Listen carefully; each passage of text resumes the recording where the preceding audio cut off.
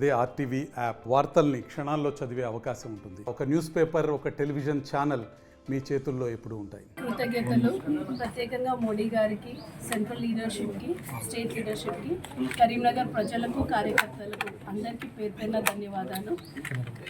సంజయ్ని ఇంత దూరం సపోర్ట్ చేసినందుకు, ఈరోజు సంజయ్కి తీసుకొచ్చినందుకు ప్రతి ఒక్కరికి ధన్యవాదాలు. ప్రతి ఒక్కరికి పేరు పేరున థ్యాంక్స్ చెప్తున్నాను.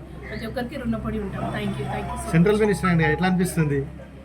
మామూలు ఒక కార్యకర్త లాగా ఉండి 2 సార్లు ఎంపీ గెలిచి ఇప్పుడు కేంద్ర మంత్రి అండి, ఎలా అనిపిస్తుంది? చాలా థ్యాంక్స్ అండి. కానీ ఇదంతా కూడా మోడీ గారి సపోర్ట్ వల్ల, పైన central leadership, state leadership support వల్ల పాసిబుల్ అయింది. ముఖ్యంగా కార్యకర్తల సపోర్ట్. ఏ రోజు కూడా సంజయ్ని వదలలేదు.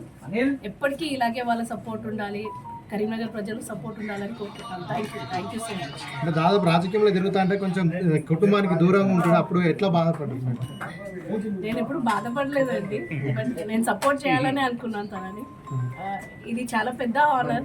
ఒక మిడిల్ క్లాస్ ఫ్యామిలీ నుండి వచ్చిన ఒక పర్సన్కి చాలా చాలా పెద్ద ఆనర్.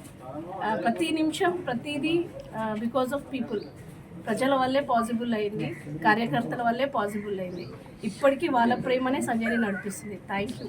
గతంలో ఎన్నోసార్లు జైలుకి వెళ్ళారు, ఎన్నోసార్లు ఎట్లా అనిపించింది? కేసులు పెట్టింది, చాలా కేసులు పెట్టింది గత ప్రభుత్వం.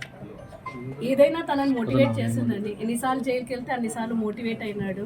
ఇంకా స్ట్రాంగ్గా, ఇంకా ముందుకు వెళ్ళాలని అనుకున్నారు, కానీ ఎప్పుడు వెనక్కి వెళ్ళాలనుకోలేదు. అంతే, అదే తన బలం, తన శక్తి అని.